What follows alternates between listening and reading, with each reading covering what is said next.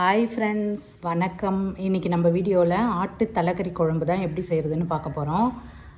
இது ஒரு ஆடு, அவங்களே நல்லா அந்த தலையை க்ளீன் பண்ணி வெட்டி கொடுத்துட்டாங்க. இப்போ நம்ம அதை எடுத்துகிட்டு வந்துட்டு ஒரு 4-5 தடவை நல்லா வாஷ் பண்ணிக்கலாம்.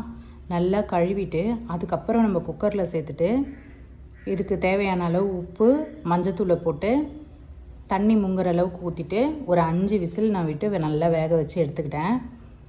இப்போ இது நல்லா வெந்துடுச்சு. இப்போ ஒரு பாத்திரத்தில் கொஞ்சமாக எண்ணெய் ஊற்றிக்கலாம். எண்ணெய் நல்லா சூடானதும் நான் கொஞ்சம் சோம்பு போட்டுக்கிறேன். அப்புறம் பட்டை, லவங்கம், ஏலக்காய், ஒரு பிரிஞ்சி இலை எல்லாம் ஒன்று நான் சேர்த்துக்கிறேன். அது பொரிஞ்சதும் நம்ம ஒரு 2 சைஸ் பெரிய வெங்காயத்தை கட் பண்ணி சேர்த்துக்கிறேன்.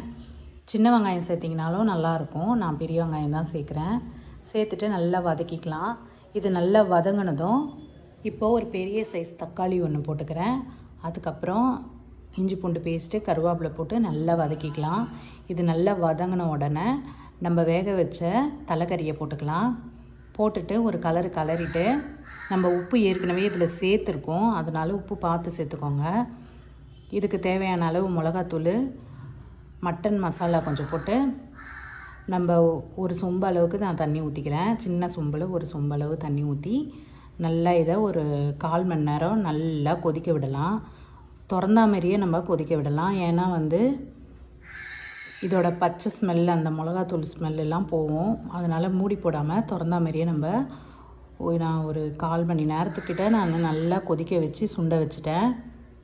உப்பு கொஞ்சம் கம்மியாக இருந்தது, அதனால் நான் கொஞ்சம் உப்பு சேர்த்துக்கிட்டேன். இப்போ சூப்பரான தலைக்கறி குழம்பு ரெடி. இந்த வீடியோ பிடிச்சிருந்தால் லைக் பண்ணுங்கள், ஷேர் பண்ணுங்கள், கமெண்ட் பண்ணுங்கள். இடிச்ச மிளகு சேனலை சப்ஸ்கிரைப் பண்ணுங்கள் ஃப்ரெண்ட்ஸ்.